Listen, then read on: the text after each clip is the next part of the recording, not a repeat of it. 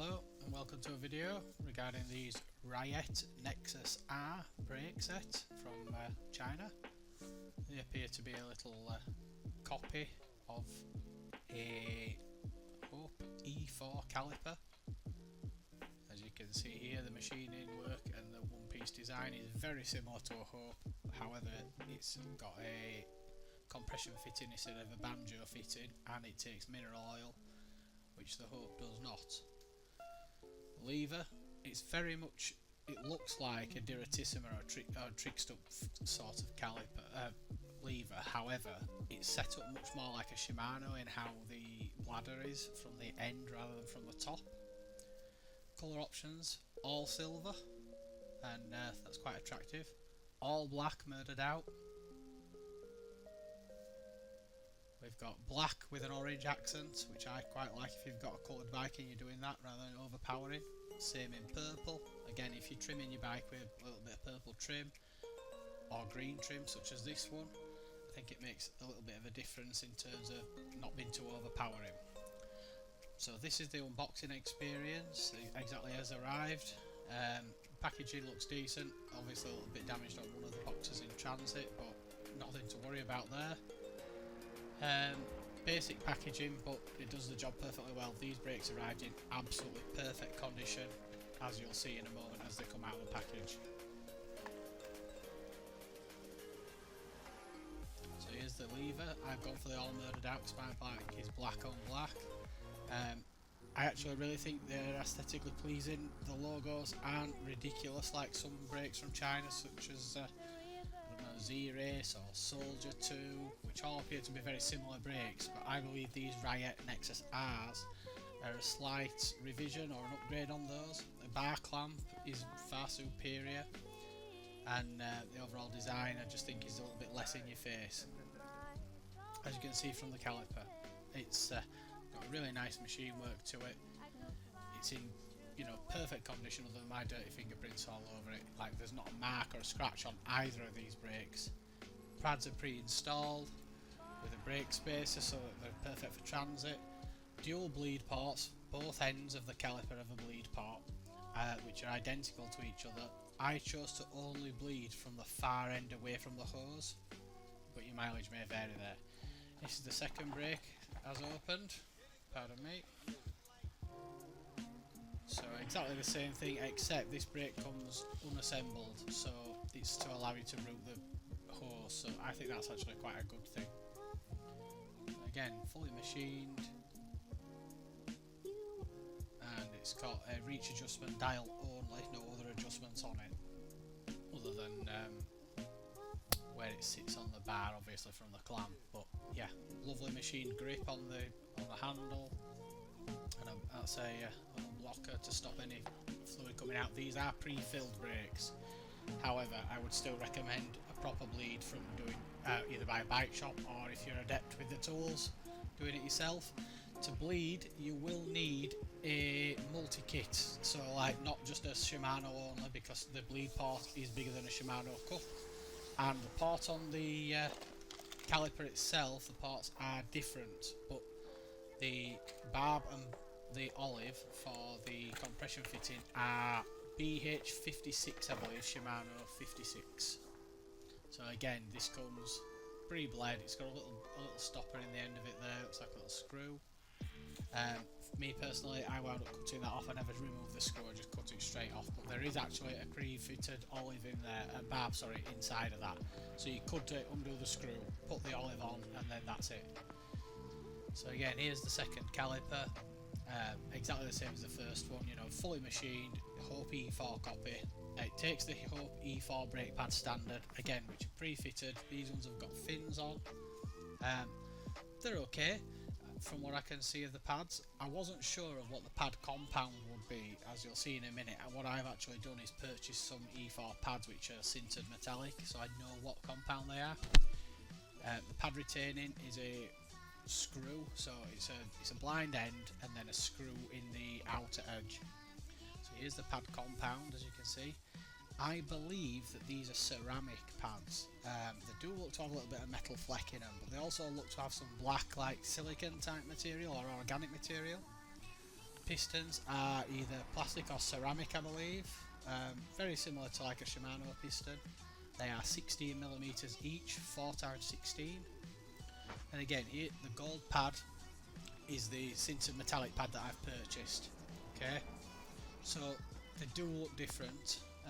These ones are definitely sintered metallic with a copper base, and as I pick up the other ones and show you, see the black in them? I believe these are ceramic with organic and metallic in them, so they might well be very good. Can't say that I've actually tried them. But yeah, we'll see what happens.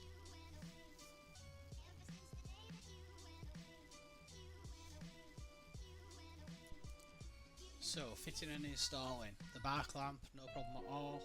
I actually just undid there's 3 bolts, a top, a bottom, so that it's a split clamp, and then there's a centre bolt that pinches it together. I just undid the centre bolt and slid it onto the bars. No problems at all. There's no specified torque on it, but I just went for the 4 Newton meters and it feels absolutely solid. It's got a double foot, so it hits the bar in 2 places, so there's a spot behind the clamp and then a second foot, kind of like a Shimano, and it's very solid. The adjuster for the reach is really decent. It moves it quite a long way. There's a lot of options in there. These Ryet brakes state, in an ideal world, that they're going to have a 2.3mm brake rotor. I did not fit those. I used the Shimano XT ones that I already have, RT86, and they work just fine with those as well. So I think that there's a range of what's available. Basically, whatever you've got, they will work with. In terms of what they're marketed as for use, they're marketed for what it says is XC, Enduro and downhill. I would not say that they're suitable for downhill. Likewise, they are suitable for an Enduro bike, I would definitely say so. I think they'd be great in a bike park for days. I also think that they're perfect for most people with e-bikes. I just think that if you're actually doing downhill racing and you're going that hard, they might be a little bit weak compared to something like a Saints or a Ho V4, which is probably where you'd be if you were running such a big bike. The caliper itself, no problem setting it up, no problems bleeding it. I used 2 syringes, but I bled it in a Shimano style, so it uses mineral fluid. I used the far end bleed port on the caliper, the one furthest away from the hose, and I just had the caliper at the lowest point with the syringe underneath it, and then obviously up on the handlebar I had the lever set up flat, and then I had a syringe in the top of it, much like you'd bleed a Shimano. I bled it up and then I actually bled it back down just a couple of times. I then went through the flicking of the lever process and just let it sit for a minute. There was a lot of small bubbles, which might have been from my brake fluid pulling it into the syringe and not letting it settle long enough, but I give it a little while. I did bleed both brakes and just make sure that, you know, I had my own fluid in and I knew exactly what I had. The fluid that came out the pink looked identical to Shimano fluid.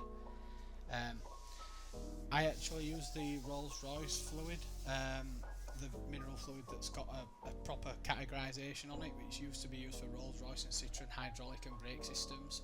They're also used widely in heavy equipment for mineral oil brakes, such as dump trucks and things like that.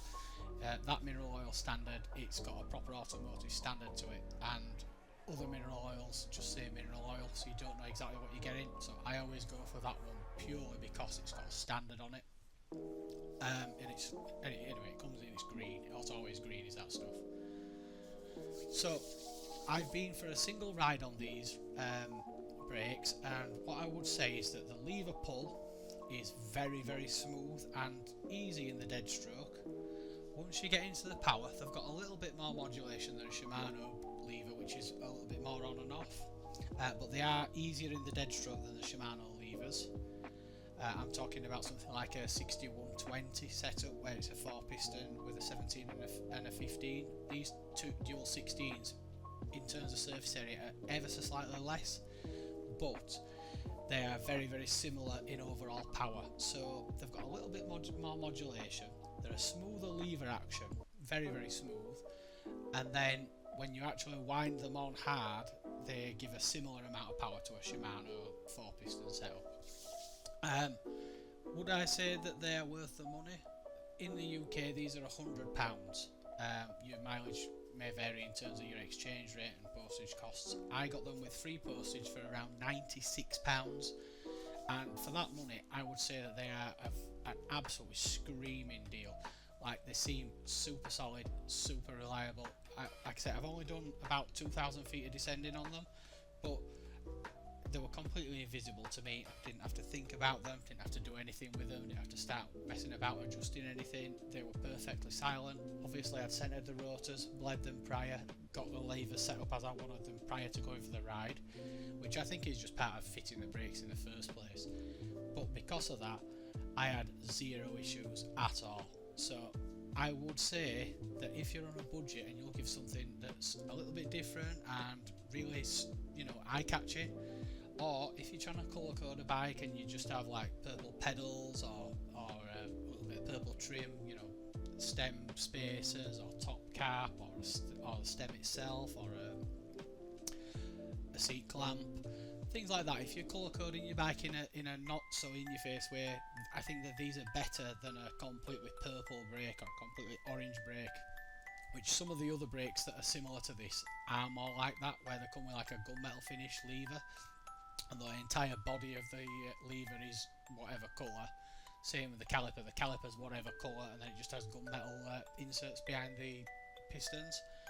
Personally, I prefer these. I think they're a little bit more understated. I think that they're more of a revised design, seem to have only just appeared on the market over the past month or two, and I just saw them, I'm like, these I've got to try, and I'm really happy that I have. I don't think they're an upgrade over a Shimano. I think they're very, very similar. Obviously spares and things like that might be an issue. It states on the page that there's a 1-year warranty, however mileage may vary there. I'm not sure how you take advantage of that, because there doesn't seem to be any information on the box or inside the packaging with where to register them or anything like that. So I think that you just have to take a chance on them and see how it goes. But that one-piece caliper and the machining finishes on everything is really, really attractive, and there's performance-wise, I have no worries about these brakes. I would happily take them to a bike park for a day or go and drop 1,000 metres, no problem. No problem at all. I don't think there's any difference between these and any other brake out there that's similar, as in like 4-piston with a good size pad and a good quality machine finish. I think that these are right up there with anything that you'd find anywhere else. I have no problems with saying to someone, if you're on a budget, look at these brakes, they are worth a look. Thank you for watching. Goodbye.